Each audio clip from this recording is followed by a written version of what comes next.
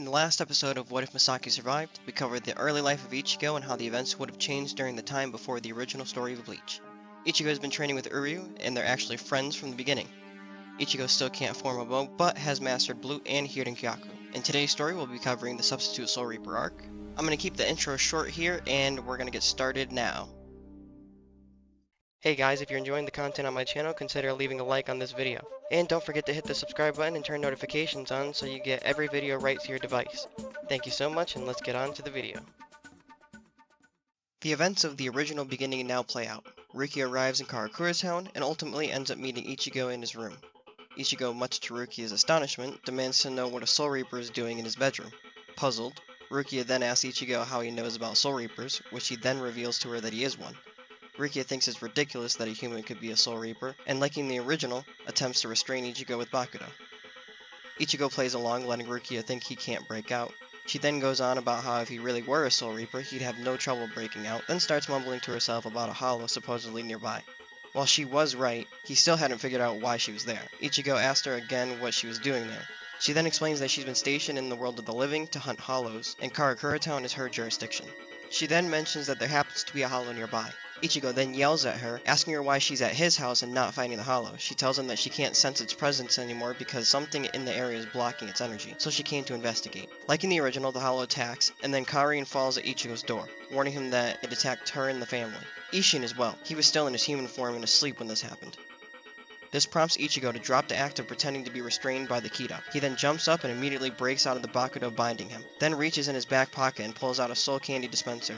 He swallows the soul candy, and before Rukia could react, Ichigo split into two, his soul separating from his physical body, the former now donning a Shiakusho.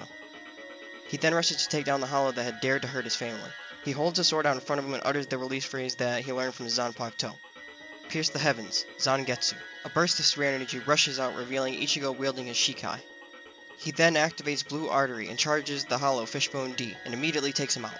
Rukia is dumbfounded. She had no idea such a powerful Soul Reaper lived in this town, and then wondered why she was even stationed here in the first place.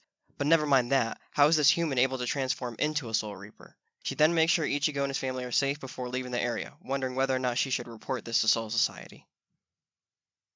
The following day, Rukia then decides to go to a small candy shop in Karakura town she had been informed about. She tells him she requires a Gikai in order to properly carry out her duties in the world of the living. The owner of the candy shop, Kisuke, obliges and tells her that he has just the thing and provides her with a custom Gigai. He tells her that while she's in that Gigai, her spirit energy will be suppressed so that she doesn't draw hollows to her. She then enlists herself into the Karakura High School, like in the original, to get closer to Ichigo, though in this version mostly because of her curiosity rather than that she lost all of her powers, like in the original. She then proceeds to stay with them, and meets all of Ichigo's friends, forms a bond with them, and finds that she actually enjoys the simple life of being an ordinary human. Though she knows in the back of her mind that this is wrong and she's dodging her duties. She knows she can't keep this up forever. Though, with Ichigo around, she wouldn't have to worry about performing her duties herself, as long as they get done, right? Plus, she can still transform whenever she wants, thanks to the soul candy Kisuke provided. Unbeknownst to her, it was actually a defective Konpaku meant to be disposed of. Well, she has nothing to worry about right now. For now, she's going to enjoy the simple life of being an ordinary high school student. As far as Ichigo, well, she insisted on meeting his parents. While he objected to this, she talked him into it. She was curious after all. Ichigo was a human with Soul Reaper powers. She had to know more about his parents, even if it was just for her own curiosity's sake. So she introduced herself to Masaki, Isshin, Yuzu, and Karin. Isshin took particular interest in her family name, which he recognized, that being Kuchiki. So she's part of the royal Kuchiki clan, huh? He thought to himself. Isshin then offered Rukia to stay at their place, jokingly saying it's nothing fancy like what she's probably used to, but the food is hot, and tells her any friend of Ichigo is a friend of theirs. They'll treat her like family. Masaki even chimed in and said that she can have Yuzu's room for the time. Rukia didn't know what to say. She didn't expect for Ichigo's family to just invite her to live there, but what kind of people are they, she thought to herself. However, not wanting to be rude, and not to mention it would solve her living situation, she accepted their offer. After all, she did want to learn more about them, and this would be the best way to do so. So, Rukia stayed at Ichigo's place, though in Yuzu's room instead of his closet. One late night, Rukia senses the presence of a hollow. She's still in her Gigai and in Yuzu's bed that she's been occupying for the past couple weeks. She pulls out her soul candy dispenser and pops in the candy. Her soul separates from her Gigai, and in its place is now the Konpaku. She tells it not to go anywhere and don't wake anyone up. She leaves for the hollow, and when she returns, she finds the window open and her Gigai is gone. She's now even more worried because she knows that the soul candy doesn't have any spirit energy, and even if it did, that Gigai suppresses spirit energy. How is she ever going to be able to find her Gigai? Before she could think about that, her soul pager goes off. Another hollow. Well, since she was already in Soul Reaper form, she couldn't worry about the Gigai with a hollow on the loose. She tracks down the hollow only to find her Gigai fighting the oversized hollow. You fool! That body wasn't designed for combat, it doesn't have spirit energy. And just as she finishes saying that, the hollow launches an attack at the artificial soul. Rukia then jumps in the middle of the two, blocking the attack with his Zanpakuto, and turns slightly to talk to the mod soul behind her. If you're going to be assisting me, I can't have you running off causing a commotion. If you do, I'll have no choice but to get rid of you. Are we clear? She reprimanded him. Crystal, he quickly responded. Unlike in the original, she doesn't opt to dispose of the mod soul immediately. Instead, she's curious about this mod soul and how he can have so much free will. She couldn't take that away from him. That would be hypocritical, as she was not operating how she should be in the first place. With that, they decided to go home back to Ichigo's place. She talked with Ichigo and he agreed they shouldn't get to choose his fate. He should be allowed to live, however, they don't want him causing trouble. So like in the original, they found the iconic lion and gave him the name Kon. Like in the original, Chad and Orihime awaken their powers and begin helping Ichigo with hollows. And shortly after that, Masaki notices something strange. She can sense spirit energy again. She can't see spirits physically or anything. She could sense them and see their spirit bodies, similar to how Ichigo could see Ginjo's, even though he was blinded, or how Karin could slightly see the hollow when she was assisting Chad. Due to Ichigo and Uryu having a better relationship in this version, there's no hollow killing contest, thus not alerting Soul Society to the Menos Grande, because there wasn't one, and Ichigo's presence still goes unnoticed. Rukia stays in Karakura town a bit longer than in the original, about 8 months, deciding to help her friends train, and so Soul Society is getting suspicious of her being there for so long without reporting back, and they order Byakuya and Renji to go find her. Grand Fisher comes back for revenge on Ichigo for humiliating him when he was a child. However, now that Ichigo has had years of proper training, he's able to take out Grand Fisher in one foul swoop. This, however, was not as beneficial as Ichigo might have hoped. This gets the attention of Squad 12, who had been tracking the whereabouts of Grand Fisher for some time, planning on sending a unit to retrieve him for research. After all, he had killed and presumably eaten hundreds of Soul Reapers, who knows what kind of data that could have provided. However, this kid seems to have disposed of their valuable test subject, which angers the captain of Squad 12. He orders a unit to be dispatched to the world of the living to defeat and retrieve this foolish wannabe Soul Reaper. Here, Ichigo and Uryu were much more prepared for the fights. 2 units were dispatched to the world of the living. The target of the 2 units were Rukia Kuchiki and Ichigo Kurosaki.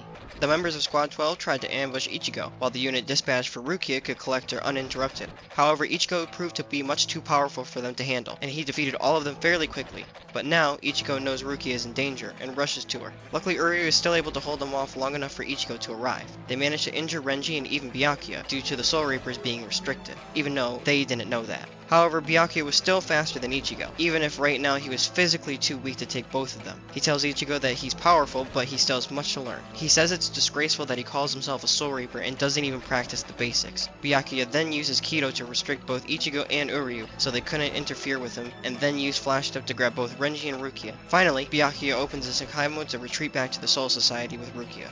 Kisuke then comes to the aid of Uryu and Ichigo, bringing them back to his shop for recovery. After they have both healed up, he asks them what they're going to do. Ichigo tells him that he's going to save Rukia, and Uryu points out that they have no way of getting there, which is where Kisuke interjects, explaining that he could get them to Soul Society. Ichigo, impatient as ever, tells Kisuke if there's a way to get there that they need to go now. That's when Uryu interrupts him, telling him that they were barely able to deal with the 2 that showed up, and that in their present condition, they have no idea what kind of power the Soul Reapers have, and whether or not they'd be able to actually defeat them. Kisuke agrees and offers them a place to train, mentioning that Chad and Orihime should come to train as well, as they'll need all the help they can get, though this means Uryu will not train with the Lech Steel Glove, which may cause an issue down the line. They'll be training together, strengthening their bond and cooperation in battle. They train for 7 days before heading out to the Soul Society. Before heading out, Masaki gives Ichigo the charm herself, instead of Ishin, though he is still there to wish him good luck. With that, Ichigo heads to Kisuke's shop to meet up with everybody and leave for the Soul Society. Alright, and that concludes episode 2 of What If Masaki Survived. Now, I know she didn't play too much of a role in this episode here, and that's going to kind of be a common occurrence going forward. She's not really going to play much of a role, just in the same way that Ishin did, where she will show up when she needs to, but it's not going to be focused on her, just more of how Ichigo's changed, with her being alive, of course, and not carrying that burden around. And, you know, of course he wants to go protect Rukia because she came to the world of the living, and then, you know, it seemed like she was having a good time, and then you know, the Soul Society just came for her and took her, and seemingly against her will. Even though, like, she tells him to leave, it's the same thing still plays out. So when you watch these, imagine the scenes playing out in generally the same way, but insert these changes that I've made, basically. I think that kind of goes without saying for What Ifs. But yeah, so that was episode 2. I hope you liked it. If you guys have any suggestions of how I should go forward, leave them down in the comments below. Again, episode 3 is still being worked on for the script. And yeah, that's it for episode 2. I want to thank you guys for watching. I do hope you enjoyed the episode here, and stay tuned for the episodes coming in the future. Again, these will be every Monday, as you see. Monday at 11:30, same time as Bleach. And when Bleach does come out, I will probably do them at noon rather than 11:30, so it's not competing with the time, because, you know, I'm not even gonna pick to watch a What If over you watching the actual episode. So obviously, I don't expect anybody else to. But as soon as that episode's finished, this episode will go live. But that won't be until July, so we have, 7 months, and hopefully by then we've got a nice following here of people that are actually engaging, and we'll get some more ideas, because, it's just based on what I have. But I feel like What Ifs in the What If community is all about the community and what they want to see, rather than just what I have made. But I figured I'd kickstart off the series with something like this, because I feel like Masaki surviving will change a whole lot. I know it doesn't seem like much right now, but even in this episode, you see, like, Grand Fisher's dead. So that whole storyline of Ishin killing Grand Fisher, and then Kisuke coming, how does it feel? And he's like, oh, I didn't really hold any resentment towards the Hollow. Well, that doesn't really matter anyways, because he never really cared about the Hollow. It just happened to be Hollow showed up, Ichigo was busy, Ishin got his Soul Reaper powers back, Ichigo's body was at risk of being eaten by Grand Fisher, and obviously Grand Fisher's spirit energy was a lot higher, so he went and he took care of it, and because he could. But that won't happen here, so when it comes to that, Grand Fisher's already dead, so maybe Aizen will send another Hollow that he creates and turns into an Arankar. I don't know, because there really isn't anything right now. There's no tie to Ichigo, so yeah, that might change. I don't know. Again, everything's still open. I'm going kind of episode by episode. I'm just writing the script as it comes. But again, thank you guys for watching. Please like, comment, and subscribe. It does help with the channel, and it boosts the videos so that more people see it. Really trying to grow this channel and trying to be as dedicated as I can to all the Bleach fans. So if you like Bleach and you like Bleach related content, go ahead and subscribe. Thank you, and caution out.